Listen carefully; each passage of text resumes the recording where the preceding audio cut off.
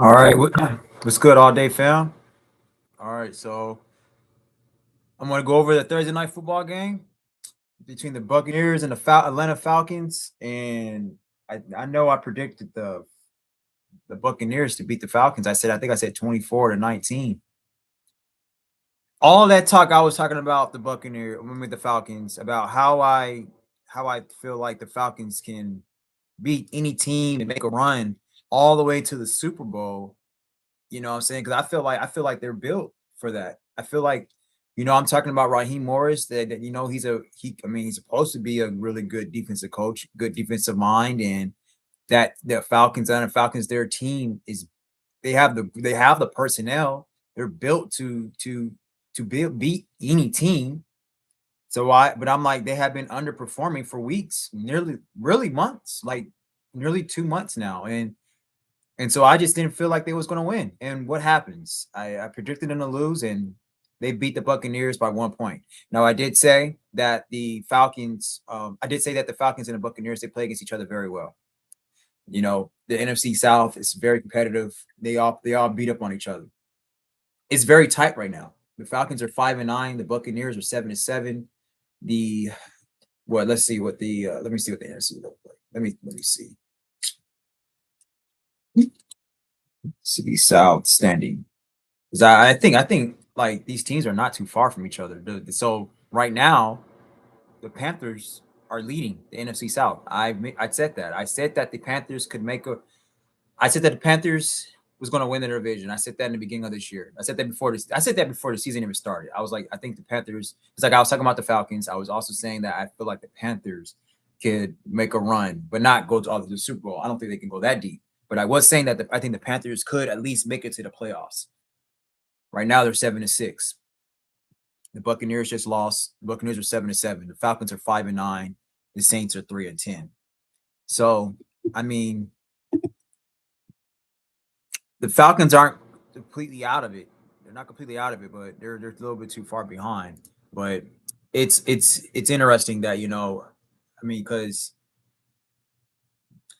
they could be leading as well. I mean, or they can at least be second. But I mean, they have lost way too many games. So we're going to see what's going on. We're going to see that story, how that story is going to develop towards in these next 4 weeks. About which teams are going to make it, which team's going to be wild card, which teams is going to win the division. We're going to see all of that. We're going to see all that. Like actually a very very exciting NFL season because it's not one team that's just super dominant. Some teams has looked pretty dominant early on, and then they fell off, like the Colts, and other teams they have been consistent pretty much throughout the entire year, like the Rams and the Seahawks, and and then there's some of the teams in the AFC that has always been making it to the playoffs, always been dominant. We're talking about the Chiefs, the Ravens. They're not looking so high, and they may miss the playoffs. I mean, since when has the Chiefs and the Ravens missed the playoffs? Since when have the Chiefs missed the playoffs? So I mean, this is exciting times. I mean, because it's really just to me, it shows you that the NFL is just being very, very is the NFL is just becoming more and more competitive. So I just want to look over to some of this stuff. Like it says, like with the Falcons of the Thursday night football game, Falcons they pull off a shocking upset in spite of countless mistakes. I don't even say it was an upset because, like I said before, the Falcons are actually a very good team. They have really good personnel. They're just not. They just underperform. They've been underperforming for months. So the Carolina Panthers might have to add the Falcons to their Christmas card list, trailing by 14 points with less than 10 minutes remaining. The Falcons engineered 2 touchdown drives, and after the Bucks failed to shut the door, they drove 45 yards to kick the game-winning field goal as time expired. Cousins overcame a final drive fumble that was ruled simultaneous possession, keeping the ball with Atlanta. Cousins threw for 134 yards in the fourth quarter, along keeping his mastery at the Bucks defense alive from last season. When he gutted them for 785 yards and 8 touchdowns, Cousins threw for 373 yards and 3 touchdowns on Thursday, all to Kyle Pitts, and showed he still has a little magic left. The way they played for most of the game, the Falcons had absolutely no business winning this contest. Only their second victory since week 6, but somehow found a way. So the Falcons, they actually didn't play that well according to this source. But they put up 29 points. So I don't know how terrible they could have been playing, but They put up 29 points. That's pretty. I mean, that's a lot of points for them to be playing bad. Just so it's like just a crushing loss for the stumbling Bucks. Oh, let's talk about Kyle Pitts. I mean, I'm actually very happy to see Kyle Pitts actually, you know, play very well because he was pretty much looking like a bust. But at the same time, we can just be like, Kyle Pitts just didn't have the quarterback to help blossom. I mean, he didn't have the coach really help blossom his talents. Kirk Cousins looked like Kirk Cousins changed that up. So it says, let's see here. The Bucks was leading by 2 scores early in the fourth quarter. Also, wow. So the Falcons, they totally just came back in the fourth quarter. I mean, they were down by 2 touchdowns in the fourth quarter. The Bucks appeared to be putting the Falcons away and making them pay for their countless mistakes throughout the game. But Tampa Bay's defense allowed the Falcons to drive twice for touchdowns with Baker Mayfield's interception. An absolute killer with just over 8 minutes left. So Baker Mayfield is making costly mistakes. Baker Mayfield is not playing as good as he should be. And there was a time this year when people were talking about Baker Mayfield being a MVP candidate. And there's really no excuse for Baker Mayfield to be making these type of mistakes. He has all of his weapons. So what's going on? I've never really been a fan of Baker Mayfield. But see, here's the thing: as soon as I start giving some of these players their flowers, when I've never really been a fan of them in the beginning, and I've always been saying they've always been overrated. They do this, like Baker Mayfield, like I can't even think of. I never gave Brock Purdy his flowers. I don't think I ever will. But I'm trying to think. But Baker Mayfield, I can't think of any quarterbacks right now. But Baker Mayfield is definitely one of the quarterbacks that I've never really liked. But I was giving him a little bit of his flowers early on this year because I was kind of being impressed with his quarterback play, and he's only played a few good games this year, and now he's completely average. Not only average, he's throwing games away. So I mean, this is what I mean. But the Falcons, they missed 2-point tries. Atlanta stopped Mayfield in the Bucks offense with just under 2 minutes left and drove 45 yards to set up Zane Gonzalez game-winning kick. This loss, the Bucks 6 in 7 games since the bye, helped push the Panthers into first place heading into Sunday's matchup at the Saints. And it suddenly puts the Bucks in real dangers of missing the postseason for the first time since the 2019 season. Not even Mike Evans' impressive return to the field could spur the Buccaneers enough. The division will still come down to the Bucks' 2 matchups with Carolina, but with the way they're playing, you have to say the Panthers have the edge now. Pitts made money with career best game. Obviously, one of the more intriguing 2026 free agents is helping his cause to get paid in the offseason, and Thursday was his best game yet. Falcons tight end Kyle Pitts. I didn't even know Kyle Pitts was going to be a free agent this year. It's going to be interesting to see if they're going to re-sign him.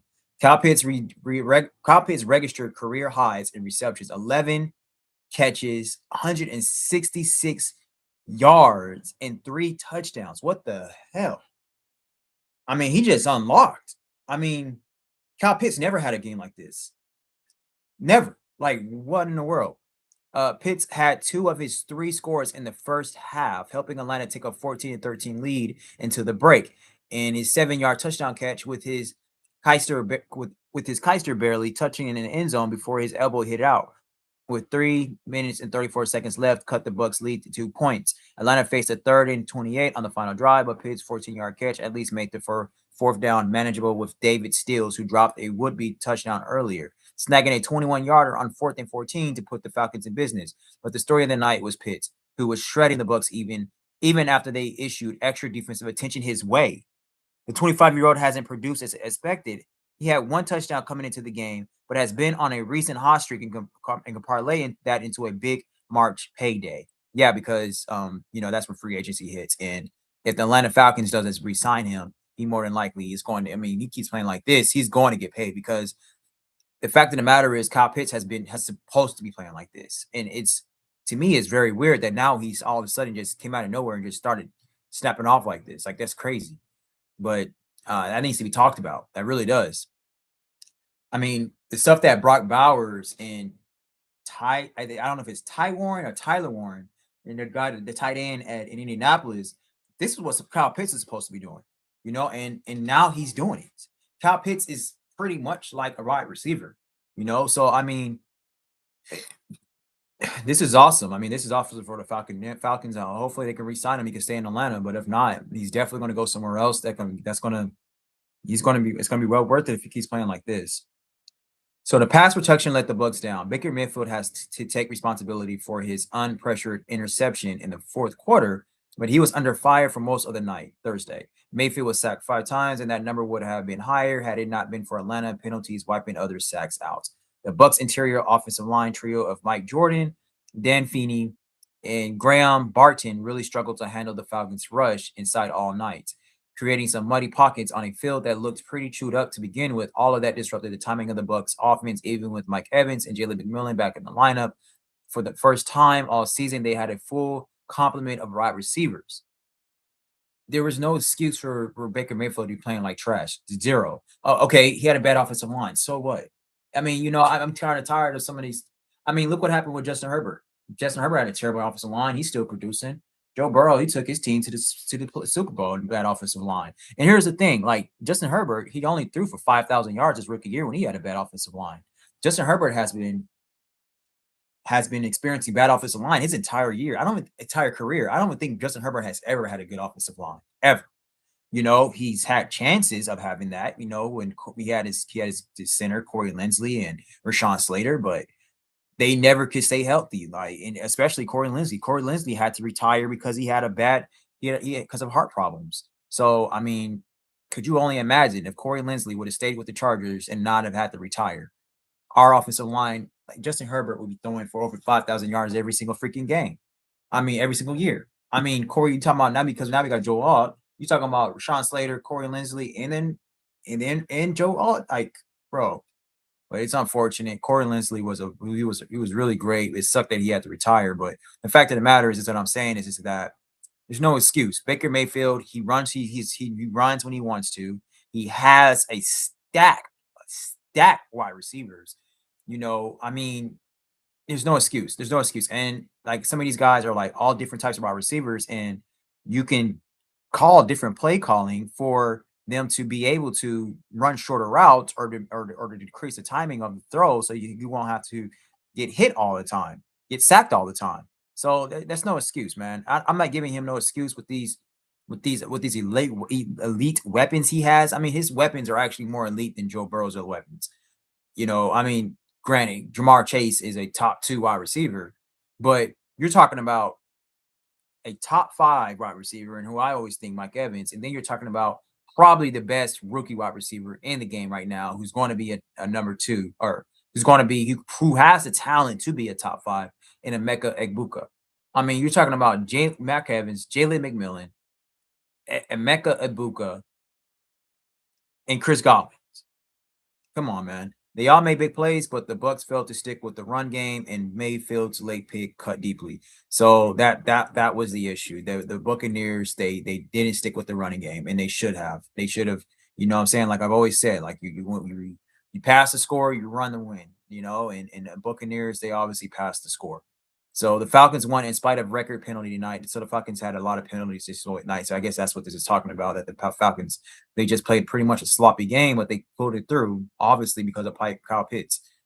It's incredible to think how the Falcons won this game in spite of repeatedly shooting themselves in the feet. It would almost be easier to list the plays on which the Falcons were not flagged Thursday night. They finished with 19 accepted penalties, as a lot, a Falcon record in the most in any in a not any in an NFL game this season, including 13 flags through the first 37 plus minutes. They had 2 sacks of Baker Mayfield erased on defensive holds by AJ Terrell, a hold wiped out of a 30-yard Bijan Robinson run, and D. Alfred's illegal contact call on a 3rd and 13. Incompletion kept a drive alive, setting up a Buccaneers touchdown. Cousins also was flagged for intentional grounding, knocking the Falcons out of the field goal range. Throwing David Sills' drop bomb. Robinson's fumble at the Atlanta 25-yard line. That was his second in as many games, and two missed 2-pointers. And it's hard to figure out how the Falcons were victorious. Darnell Mooney also fumbled inside the red zone, and yet Atlanta came away with it. In spite of 3 orange jerseys swarming around the loose ball, the Falcons tempted fate, but somehow the football gods were on their side Thursday. So this says more about how terrible the Buccaneers played. Because how in the hell does the Falcons make all those mistakes, and you still lose the game? That's on the coach. That's on the players' execution. That's on the entire team. Like that's it's more about it's more about how bad the Buccaneers are being right now. The Buccaneers, they're more than likely going to miss the playoffs because there's no way in hell you're going to go to the playoffs and make a run for the playoffs and you're playing like that. Baker Mayfield is very inconsistent, and so is the Buccaneers. You know, so okay, so Falcons edge James Pierce Jr. now has the franchise rookie record for most sacks in a season with 8. So they do got a pretty good solid edge rusher who can make some noise for them, for the foreseeable future. James Pierce Jr. He's a rookie and looking like he's an elite pass rusher. So that's that. All right. So yeah, so the Falcons, they beat the Buccaneers 29-28. The Falcons are 5-9, Tampa Bay is 7-7. I'm gonna go ahead and just do my predictions as well. You know what I'm saying? Because I've always been I always keep doing them the day of, So it's Thursday. I think it's perfect time to do them, while I'm doing my Thursday night recap on Thursday Night Football. So that's your recap for the Atlanta Falcons and the Tampa Bay Buccaneers. So now I'm just going to go ahead and just give you my predictions for Sunday's game, Week 15. It's going to be a lot of exciting games. I'm really looking forward to the Carolina Panthers and the Saints. It's going to be another divisional matchup. The Panthers, if they can just win out, they will obviously more than likely. I predicted them to win their division. They're obviously going to make me look right because I was right. And it's good for Carolina. I think Carolina is a really great team. I really do. I'm talking about the Falcons can beat any team. Carolina sort of built like that too. Sort of. Not sure if I really trust their defense that much, but they can make some noise. And like I said, I like Atlanta a lot. It's going to be interesting to see it's going to be interesting to see what teams is going to end up in the playoffs, because I honestly feel like if Atlanta, I don't trust Atlanta's quarterback situation. So I'm kind of pushing the envelope by saying they're built to beat any team because their quarterback situation. Like I said, Bijan Robinson is not the type of running back to really carry a team like that, like a Derrick Henry or Adrian Peterson. So they're going to need some good quarterback play. I've liked Michael Penix, but I don't even know when he's coming back, if he is coming back. I've never been a fan of Kirk Cousins. I don't see Kirk Cousins driving the Falcons to any kind of Super Bowl or let alone win a playoff game. And I've been saying that Atlanta is built to beat any team because they kind of are, but they're not built to go deep without good quarterback play. So if they are to go deep and to make a run, they're going to need really good quarterback play from Kirk Cousins. And I don't have faith in Kirk Cousins to do that. I have more faith in Michael Penix doing that. But I've said it before too. Like Michael Penix, his injury, his injury history has always concerned me in college. And now that he's in the pros, I've been saying it over and over again. I said I think Michael Penix could be a good player. I really do. I think he could be a really great quarterback. He has a good arm. He's athletic. Yada yada yada. He's very smart. He's intelligent quarterback. But I don't know if he's going to be able to hold up. I don't know if he's injury prone. And right now he's not. It's not helping him right now. The reality of Michael Penix football career of him being hurt, it's not helping that scenario. So we're going to see how that plays out, with Michael Penix. Hopefully it does, because I am rooting for him. I like Michael Penix. I think he's very talented. I think he's I thought he was a very, very good quarterback when he was in Washington. So hopefully he can get a hold of these injuries and he can start making some plays when he comes back.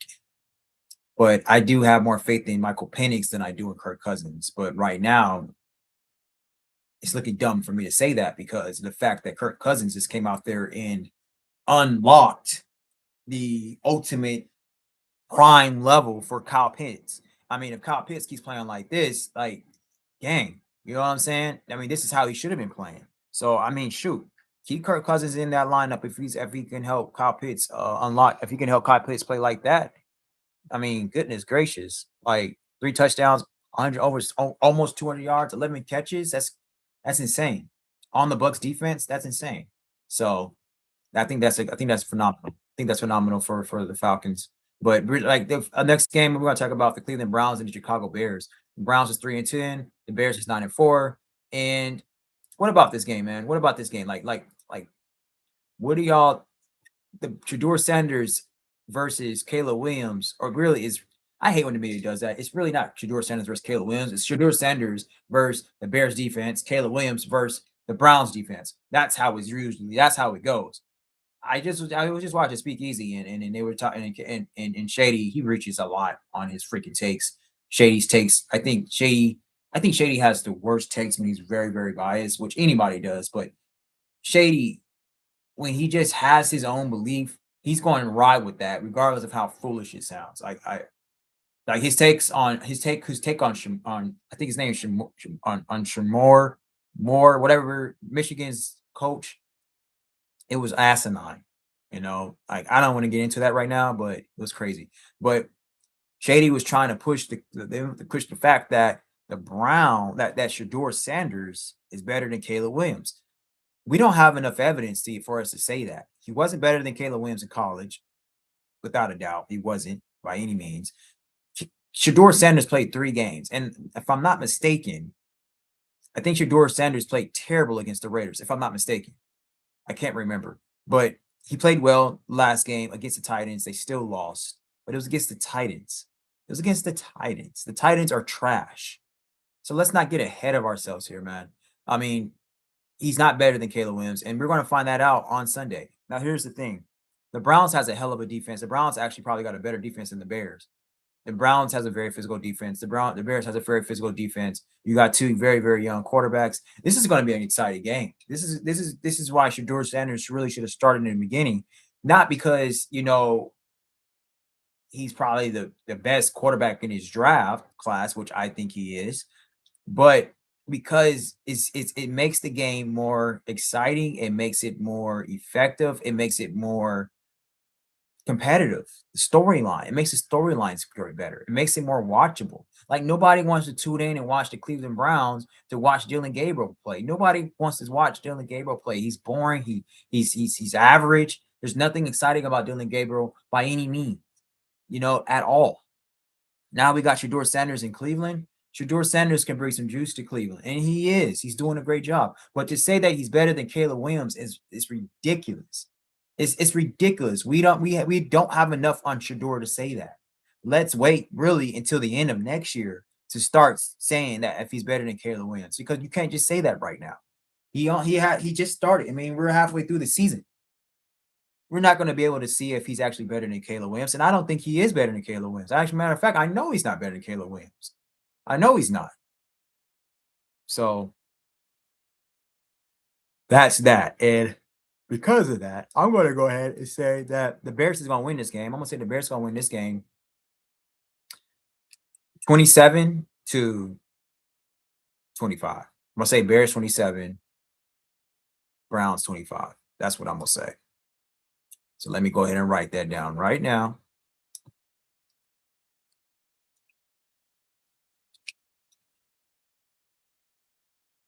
All right. So after that, we got the Ravens and the Bengals. The Ravens are 6-7. The Bengals are 4-9. All right. So we got Lamar. We got Lamar and Joe Burrow. Lamar against the Bengals defense. Burrow against the Ravens defense. And I think if the Bengals lose one more time, they're gone. They're done. I think that might be the case for the Ravens too. I don't know, but this game can go either way. This game could literally go either way. I'm going to go ahead and give this game to the Bengals. For some reason, my heart is going with the Bengals. You know what? No, hell no. Not after what Joe Burrow talking about. Never mind. Nah. I was reading a caption of what Joe Burrow was talking about. It's kind of weird. So I don't like talking about he's going through a lot and other stuff. I don't know. I don't even know how true it is because I didn't hear him say it. So I don't want to quote the man. I was just kind of breathing through some of this stuff, like reading it. So I mean, I'm a kind of type of person, and unless I hear this person says it out of their own mouth, I'm not going to sit there and quote. So I don't know. All I know is I'm not going to go with the Bengals. I thought I was going to go with the Bengals, but I'm going to go with the Ravens. I'm going to say the Ravens is going to win this game. I'm going to go with the Ravens going to win this game 24-20. I'm going to say 24-20. That's my final say so on that. All right, and then we got the Arizona Cardinals at the Houston Texans. Okay, so I think the Cardinals, they play against everybody well. They literally do. The Cardinals can walk away with a win and upset the Texans, but I don't really see that happening. I see the Texans winning a very close one, and I'm going to say that they're going to beat the Cardinals 23-21. I'm going to say Texans 23, Cardinals 21. Now, for some reason, I do feel like the Texans can lose that game. So don't be surprised if they do lose that game against the Cardinals. But I'm still going to stick with Texans just barely making it 23-21. We got the Jets at the Jaguars, the 3-10 Jets at the 9-4 Jaguars. So the Jets can actually win this game. I'm going to go with the Jets on this game. I'm going to say the Jets are going to win this game 22-12. I'm going to say Jets 22, Jaguars 12. All right, we got the Chargers and the Chiefs. I'm really looking forward to this game. Can't wait to see this game. Can't wait to view the Chargers beat up on the Chiefs. I'm going to get this game to the Chargers. The Chargers must win this game. They got to. There's no excuses. So, I mean, they have a chance to kill the Chiefs, put them away, and they push that playoff berth. They better do it. This is the year for the Chargers. Okay, I'm back. All right. I apologize about that, y'all. You know what? Hold on. Let me put some stuff in my browser because I don't want anything like that happen again. So just give me a second. I got too much stuff open, so that's probably what the case was. Just bear with me real quick. Maybe cancel that. All right. Boom. Boom. Boom.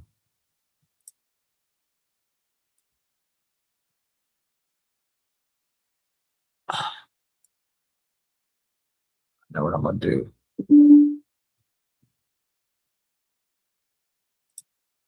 All right, bet.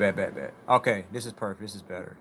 All right, so what I was talking about the Chargers and the Chiefs. Yeah. So I think the Chargers can beat the Chiefs 24-23. That's what I got them. I got them beating the Chiefs by 1 point.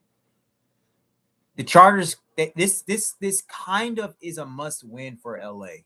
And the reason why I think this is a must win for my Los Angeles Chargers is because first off, they win this, they pretty much decrease their, how can I put it? If the Chargers, first off, the Chargers must win this game because it's the next game. That let's just get that obvious out the way. The Chargers must win this game because it's the next game. Like Jim Harbaugh says, I'm quoting Jim Harbaugh, it's the most important game because it's the next game. And I love that mentality.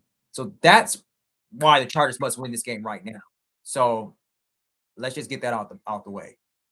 There is another reason why the Chargers must win this, because if the Chargers wins this, they kill the Chiefs. The Chiefs are done. They're off life support. We just pulled the plug.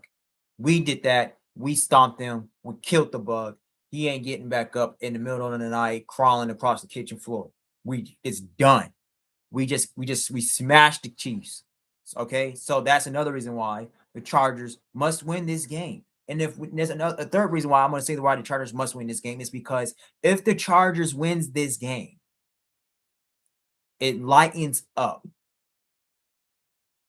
the have to win game in the soon to be future coming weeks of the NFL season.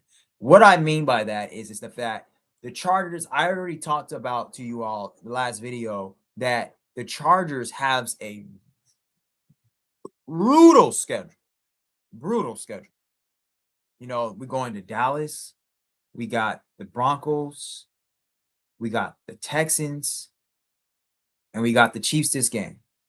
That's a brutal schedule.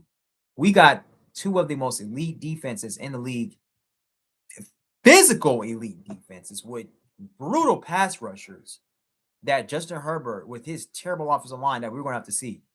And we might lose both of those two games. So the Chargers are going to have to, the Chargers needs to win every single game that they're supposed to win from here on out. And the Chiefs have not been playing very well.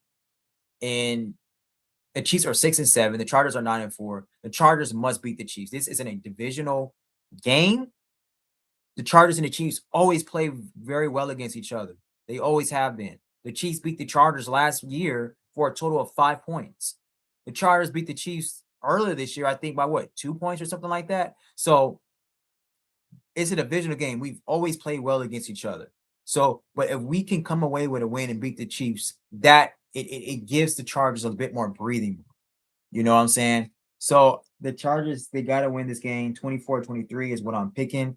And after that, the schedule just gets more harder from here. Like Dallas is one of our easier games, but even with Dallas, it's going to be brutal. Dallas is going to be hard. I mean, Dallas has a has an elite defense. We got to fly and we got to go into Texas. That can be a trap game. We can lose that game. So I'm not going to go ahead and just start out and just say like, oh, the Chargers can beat the Dallas. I don't know if the Chargers are going to all of a sudden just beat Dallas. Dallas is not a bad team. They have really good players. So, you know, it's I know Dallas lost the last game, but that week is done. That week is done. You know, football is about matchups. And Dallas, I feel like they match up very well against the Chargers. Really, to be honest with you, all these teams match up very well against the Chargers, outside of the Chiefs. You know, so like Denver matches up well against them. The Texans match up well against them. Dallas matches up well against them. So let's just see, man. We need to beat the Chiefs. We need to win this game. It'll be great because we'll be able to sweep the Chiefs. We'll be able to sweep the Raiders. And that really gives us a lot of breathing room. Okay. So I got Chargers 24, Chiefs 23. Let's just keep it pushing real quick, man. But we got the Buffalo Bills at the New England Patriots. This is going to be a very, very good game. There's a lot of good games this week. A lot of good games week 15. Like I said, there's going to be a lot of games there's going to be a lot of teams. Well, I'm not going to say a lot, but there's going to be some teams that's going to be able to clinch a playoff berth after week 15. And there's going to be some teams that's going to be completely eliminated from playoff competition. So y'all keep an eye out for that, man. You got the Bills and the Patriots. This game can go either way. I'm not going to even go with the Bills. I'm going to go with the Patriots. I think that the Bills could lose this game. I really do. I think that New England can cause a lot of distress for Josh Allen. Like I said before, Josh Allen is a running back that can throw the ball. If you bring a lot of pressure to Josh Allen, he's going to make mistakes. If you make Josh Allen feel like he got to be Superman, which he loves doing, he starts making terrible mistakes and he starts ending up nowhere to be found. And I think that's exactly what the Patriots are going to do. I think the Patriots are going to keep him in a bubble. I think they're going to force Josh Allen to beat them in the air. And you already know Stephon Diggs is going to want his get back. So Stephon Diggs, I'm pretty sure Stephon Diggs is going to show out. The Bills' defense is okay. It's not bad. But I think Drake May can handle his own. And the Bills are in New England. So I don't see New England losing this game. I really don't. The Bills are 9-4. New England is 11-2. I see the Bills losing to New England 18-23. That's what I see. That's my final score prediction. I see that happening. We got the Commanders and the Giants. All right, so look, here we go. All right. Let me see. Commanders, Giants. I'm gonna go ahead and say that the Commanders is gonna win this game. I'm gonna say the Commanders is gonna win this game 12-10. I think it's gonna be a low scoring game.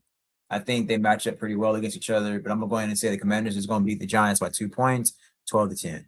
We got the Las Vegas Raiders at the Philadelphia Eagles. So the Raiders should be able to beat the Eagles. I find it very interesting that the Eagles are playing against two AFC teams in 2 weeks, but I digress. Actually, and the Raiders are flying into Philly. Philly just lost against the Chargers, against a divisional opponent. Well, not their divisional opponent, but against the Raiders' divisional opponent in the Chargers. I don't see the Eagles allowing the Raiders. Excuse me, I don't know if I said the Chiefs, but I'm talking about the Eagles. I don't know. I don't see on any universe the Eagles losing to the Raiders. I don't see that happening. I don't see the Eagles, especially with the Eagles just losing to the Chargers. I do not see the Eagles allowing the Oakland Raiders to come into Philadelphia and beat them. I don't see that happening by any stretch of the mean. So I'm going to go ahead and I know I always talk about any given Sunday and any team can beat any team. All that stuff is true, but sometimes we got to have a lot of common sense and we got to be able to like really be able to make common sense predictions. And this is a common sense prediction. The Raiders, if the Raiders go into Philly and they beat Philadelphia, that says more about how terrible of a team Philadelphia is and how overrated they've been all year, other than the Raiders going out there and beating them. And I think Geno Smith is out. I think Geno Smith is hurt. So that's another thing. But Geno Smith hasn't been playing well anyway all year. So who knows? Maybe this backup quarterback might play better than Geno Smith. And yeah, backup quarterback might get a win. You never know, man. This is football. Football is an emotional game. It's about it's about matchups, win games. You need to play complementary football. It's a lot that goes into football. It sounds complicated, but really the game of football is very, very simple. It really is. So I got the Raiders beating the Eagles. I'm gonna say no, hell no. I don't got the Raiders beating the Eagles. I got the Eagles beating the Raiders 25-10. I'm gonna say Eagles 25, Raiders 10. And it might the score might be bigger than that because I just honestly don't see the Eagles allowing another AOC team to come in there and beat them. I just don't see the Eagles doing that. We got the Green Bay Packers at the Denver Broncos. Okay, this is gonna be an awesome game. This is gonna be a very awesome game. And let me tell you, the Packers can go out there and beat the Broncos. That can happen. That the Broncos, they have been a very fortunate team this year. Very, very fortunate. And like a lot of the fourth quarter wins, they came back and won. And you got to give that to them. That comes with toughness. That comes with mental toughness. You know what I'm saying? So I give all the credit in the world to the Broncos. I really do. But there are division rivals. So I'm not gonna sit here and give them too much credit. You know what I'm saying? But I do think that this game can go either way, man. We talking about the Packers at the Broncos. Y'all just give me a second, man. I gotta think like which team I would not which. Hmm. Okay.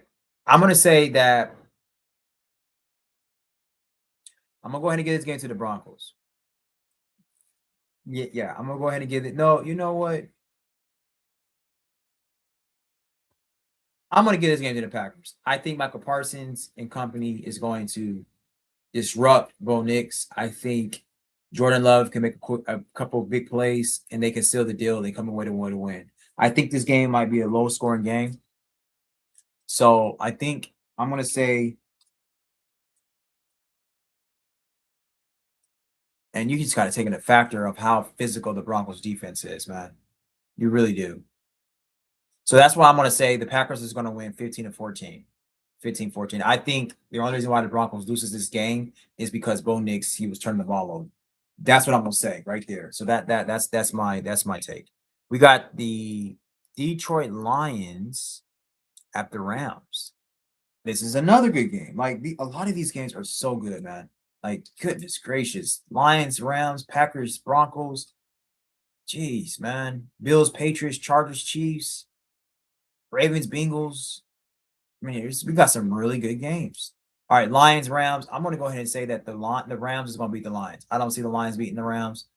So I'm going to go ahead and say Lions 23, Rams 27. All right. And then we got the Carolina Panthers. This is the game I was talking about earlier. We got the Panthers at the Saints. Okay. So I got the Panthers beating the Saints 28 to 23. Okay, so we get the Panthers 28, Saints 23. We got the Indianapolis Colts at the Seattle Seahawks. So I'm gonna say that I'm gonna give this game to the Seahawks. You guys already know I'm not rooting against my Seahawks. So I'm gonna say that the Seahawks is gonna win this game 30-24. Seattle 30, Colts 24. All right, we got the Tennessee Titans at the San Francisco 49ers. Two young quarterbacks colliding, clashing against one another. All right, so I'm going to go ahead and say that the 49ers is going to win this game. I don't know what's going on. I thought Cam Ward was injured, but I guess it's not. But I'm going to go ahead and say that the 49ers is going to win this game. Let's see. I'm going to say 26 to 23. 49ers 26, Titans 23. Okay. No, I don't even think the Titans is going to score that much. The Titans offense is terrible. All right, so we're going to say, I'm going to say 3. F it. 49ers 26, Titans 3. All right, so we got Sunday Night Football. Minnesota Vikings at the Dallas Cowboys. The 5-8 Vikings at the 5-6-1. No, at the 6-6-1 Dallas Cowboys. That's gonna be a fun game. That's gonna be a fun game. We got two of the elite wide receiver tandems going at it in Justin Jefferson and Jordan Addison versus George Pickens and CeeDee Lamb. I don't know which wide receiver core is better. I honestly don't, but I do know which receivers are better. I know that Justin Jefferson is better than George Pickens. And is Jordan Addison better than CeeDee Lamb? That's a great question. I need to watch more tape. I need to see more. So I don't know.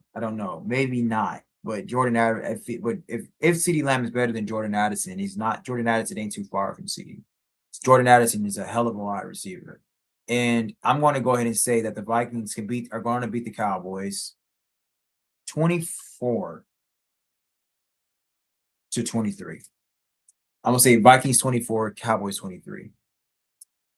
Yeah. All right. And then we got, I kind of want to change the scoring. The scoring just sounds so basic. I think, okay, I'm fine with that. I got Vikings 34, Cowboys 23. I think I'm fine with that. All right, now we got Monday Night Football. We got the Dolphins at the Pittsburgh Steelers. We got the Miami Dolphins in Pittsburgh. So I'm going to go ahead and give this game to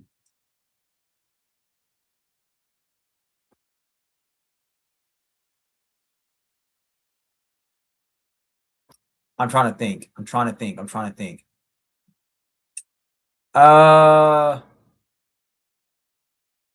Monday Night Football, Dolphins, Steelers.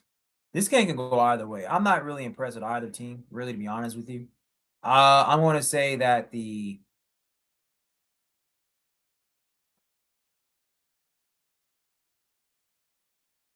I'm going to give this game to the Steelers. The Steelers came in with a win last week, and the Dolphins. But the crazy thing about it is the Dolphins has been playing well, very low key. They have been. So the Dolphins are 6-7, and the Steelers are 7-6. So I'm still gonna go ahead and go with the Steelers because the Steelers cannot afford to lose. Yeah, the Steelers can't afford to miss the playoffs as opposed to the Dolphins. I think that the Steelers are going to still push to make a run to the playoffs, and they're not going to beat the Dolphins is not going to beat Pittsburgh. I'm tripping. I don't even know why I took so long to even think about this because the Dolphins are in Pittsburgh. There's no telling what the weather conditions is going to be, and Pittsburgh is just going to have physical Miami. I'm going to go ahead and go with the Pittsburgh Steelers. I'm going to say that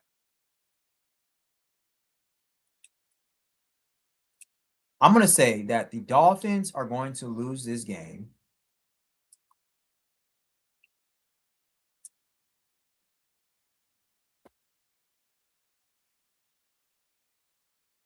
I'm going to say the Dolphins is going to lose this game.